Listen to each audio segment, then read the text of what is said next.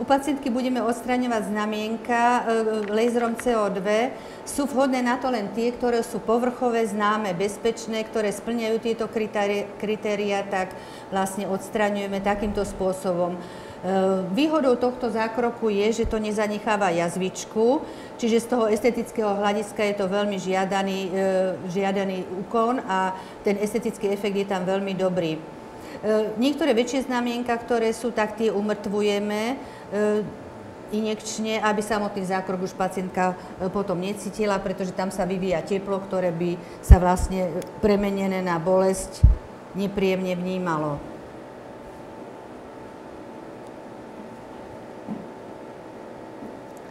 Takže teraz dávam pacientke anestetikum, markaín, ktorý vlastne to veľmi rýchlo umrtví, čiže pacientka potom už pri samotnom zákroku nič necíti. Ináč, keby sme to neumrtvili, tak by cítila také pálenie, niektoré malé znamienka alebo výrastky neumrtvujeme, takže toto väčšie. Samotné prepichnutie tej kože a aplikácia tej látky je vlastne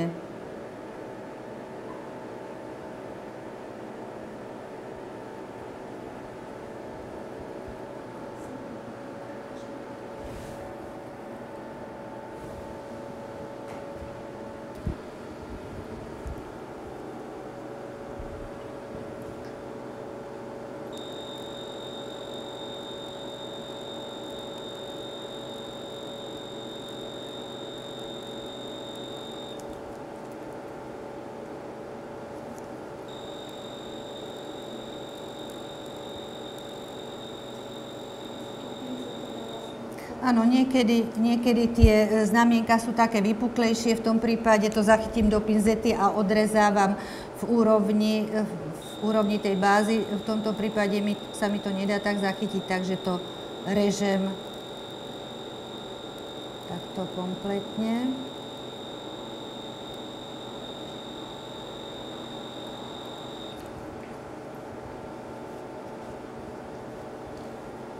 Utrem si tú spálenú kožu, to čierne, to je spálená koža.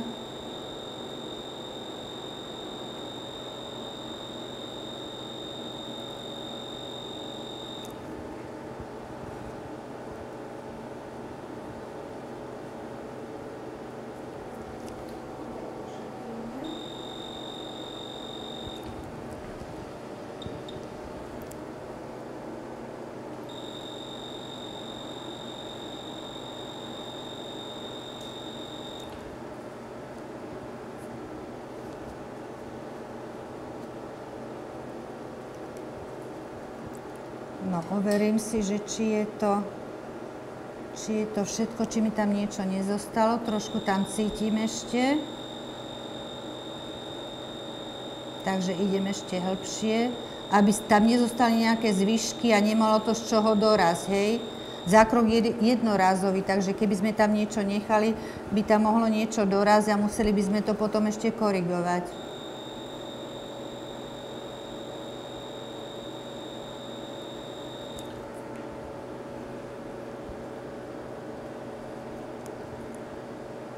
No, teraz je to už dobré. Áno.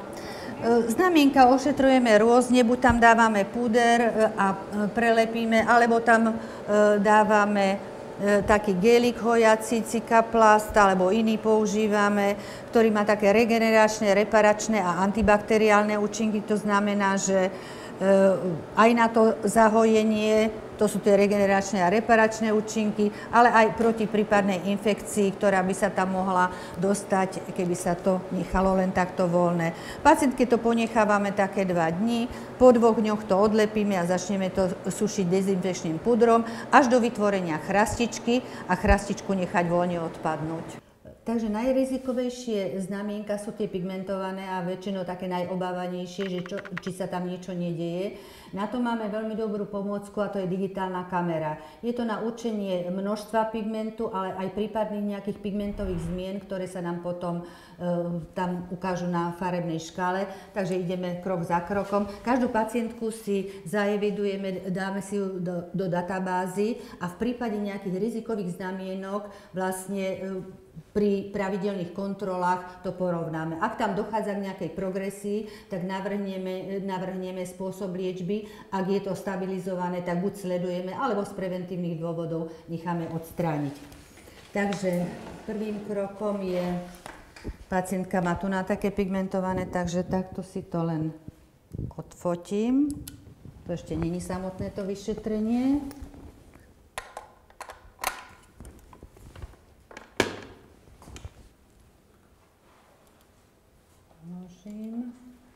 Otočím si figurínu, vložím,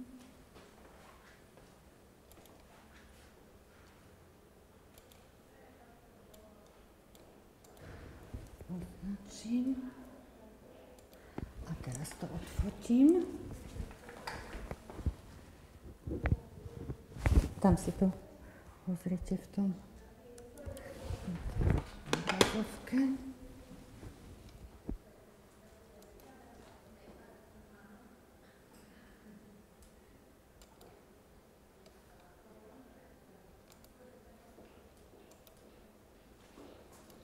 No teraz si to vlastne, ten stroj si sám zhodnocuje, analyzuje ten nasnímaný obrázok a vyhodnocuje. Riziková zóna je červená, bezpečná zóna je biela, žltá zóna je prechodná, pani to má uložené v bielej zóne, čiže v takom prípade je to absolútne v poriadku, toto znamienko, aj keď je pigmentované.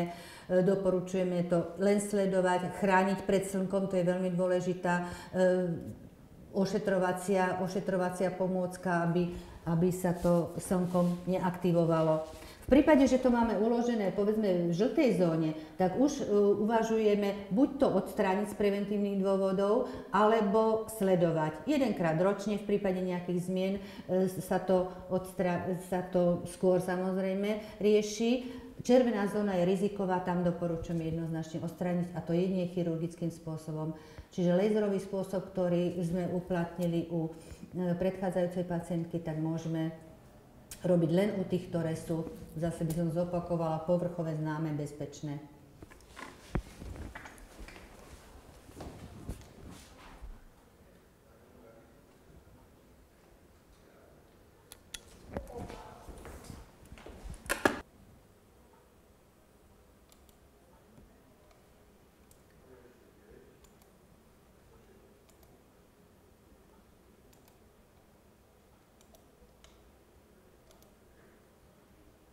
No a zase spracováva si údaje o tom pigmente. Iné nezaznamenáva tento prístroj, len vlastne pigment. Čiže znamienka, ktoré nie sú pigmentované, tak vlastne nevyšetrujeme len klinicky, posúdením podľa klinických znakov. No.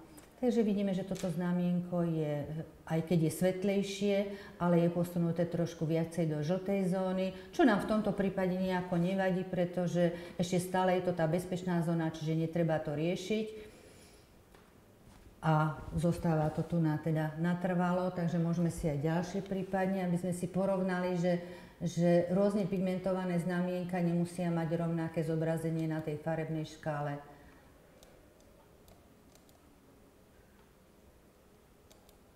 Takže chceli sme toto na krku, že? To je zase ináč vyzerá, jak tie prvé dve.